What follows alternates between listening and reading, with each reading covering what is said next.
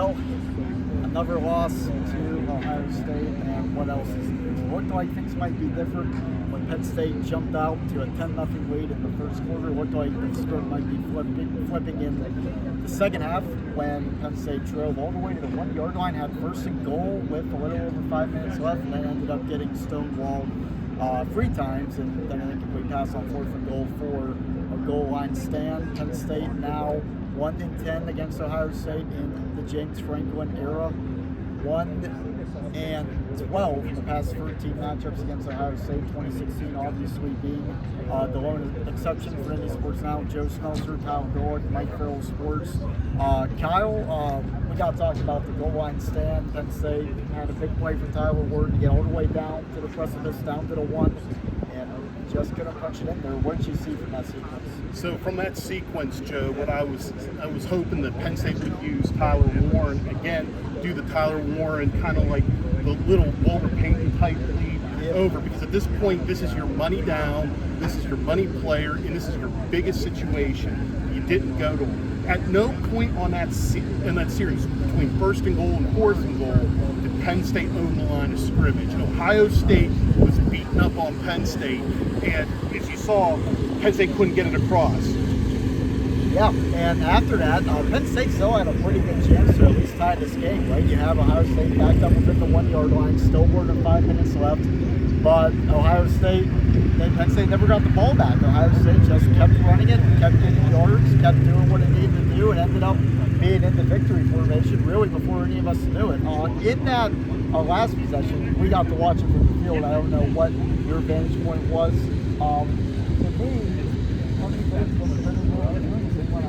trying to go on the boundaries and the edges. And that wasn't just the last drive, that was all game. Yeah.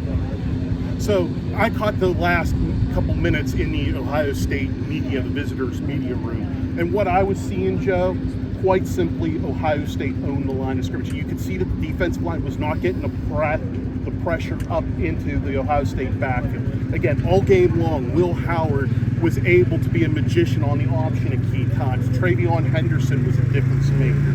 Quinshawn Junkins, look guys, we saw him in the Peach Bowl. He did the same thing to us in the Peach Bowl. He did it again today. He's been the money back for Ohio State. It's just, again, another day like I've been saying to fans, and they hate when I say it, the 3 certainties in life for a Penn State fan recently are death, taxes, and losing to Ohio State. Now, we knew this game would have a bit of a different feel. Obviously, all the hype was still there of a must-win game. But talking about the college football playoff, 12 teams compared to 4, this wasn't a must-win game from a national title elimination standpoint for Penn State. Penn State is still in pretty good shape to end this regular season, 11-1, have 4 games left, going to be favored in all of them, favored by double digits, I would think, in at least 3 of them, maybe all 4. But at the same time, it's the same song and dance with Ohio State. So I guess my question, Kyle, would be, were these fans justified to boo James Franklin similar to how they booed him last season against Michigan when there were 4 teams in the playoffs and that game really did knock Penn State out of the national title race? So James Franklin makes millions of dollars. You're not, and I understand James this week was saying, you know, Bowling Green is a big game because if we lose to Bowling Green, I'm going to hear it. Well, we expect you to win against Bowling Green. We also expect you once in a while to maybe get one against Ohio State. The fans were justified. Look, the way Penn State played today, like, Aller was making a lot of bad mistakes out in the field. I really don't think Total Nicky called a good game. And I'm about ready to walk down to the creamery here and put some Julian Fleming stickers on some milk cartons because he's been AWOL. I mean, 1 target, and nothing. I mean, it really goes to show Ohio State does not miss him. And really, you start looking at the situation. Penn State really isn't targeting their receivers. The fans were justified out of the frustration of it all. But at the end of the day, you know, that's what Franklin's going to be judged against. It's not beating Bowling Green. It's not beating Kent State. It's what do you do against Michigan and Ohio State and USC and now Oregon in the league and other elite teams. If you can't get it done, you're going to hear it.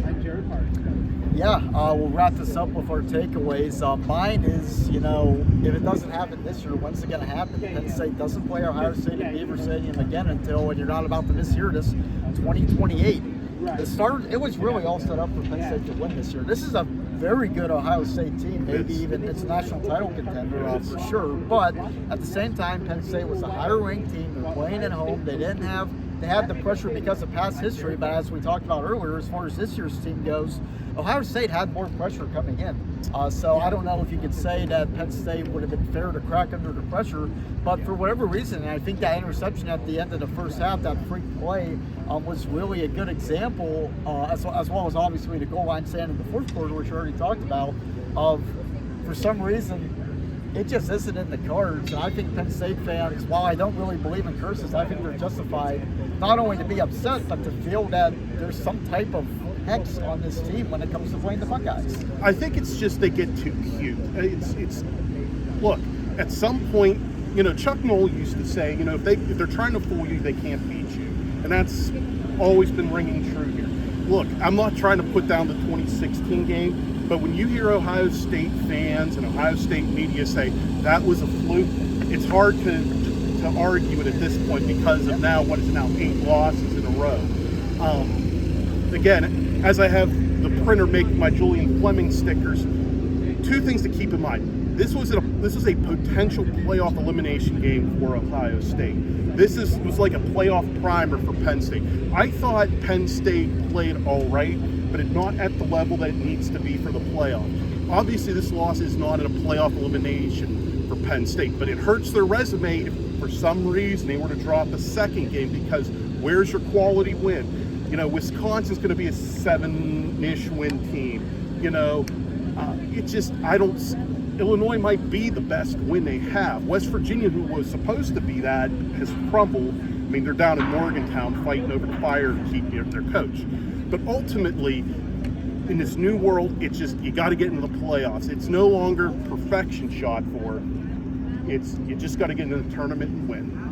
We'll have plenty more from this game, writing both in and out of Beaver Stadium. I'll be writing on Nittany Sports Now. Kyle with Penn State, and also all college football. I am a national columnist over at MikeFarrellSports, so you're going to get some Will Howard, Drew Aller, some James Franklin and Ryan Day action. I spent some time in the Ohio State room and got some stuff, so look for it there.